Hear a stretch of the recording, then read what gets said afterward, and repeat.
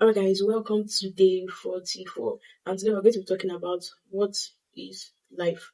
You see, life can only be understood or defined as a metaphor because think about it, it's really hard to give a complete definition of life because every sphere of life itself has different um, attributions of the definition of life. For example, in biology, we can see life as respiration, reproduction, adaptation, and growth and the likes.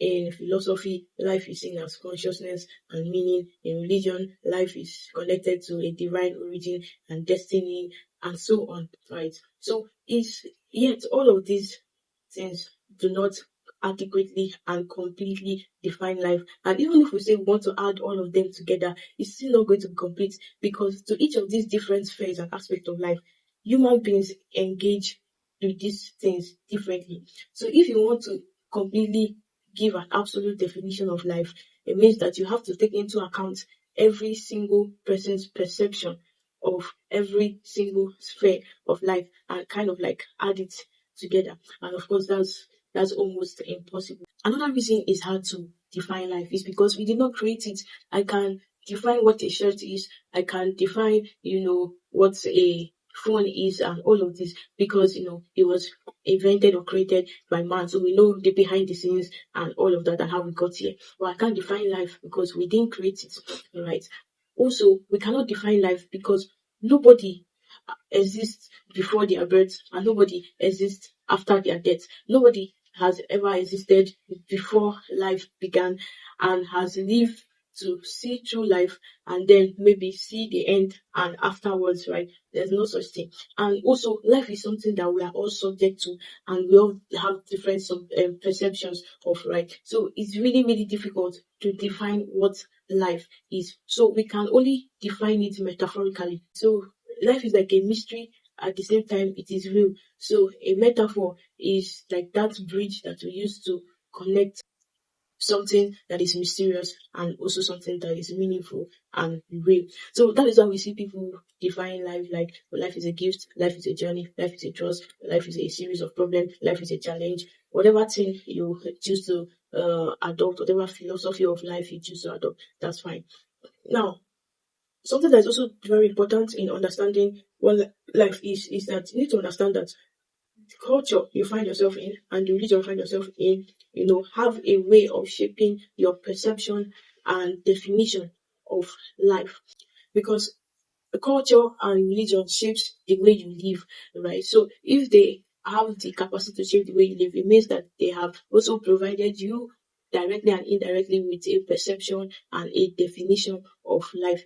For example, now in Christianity, life is often seen as a divine gift and preparation for eternity, right? We believe that life is just an asset from the whole eternity, right? And there is this thing called the eternity where it doesn't end, it has no beginning, it has no end. And we are using this lifetime that we have to actually prepare for the eternity which we would dwell forever and ever, right? And also see it as a divine gift, as a privilege, right, to be alive and to be created by the creator, which is God. So in other religions like Buddhism, they see life or perceive life as impermanent and marked by suffering, and this is like seen in the teachings of Buddha. So it emphasizes enlightenment and detachment, right? So that is how the Buddhism people see life, perceive life, and that's how it influences them. So it also influences their reality, and so many other traditional and religious practices also affect the way we see life and the way we engage it. And you see, this life is the only timeline we have to do all that we're created to do, to fulfill and to live this purpose we have been talking about. You understand? Life is the only chance that we have to do that.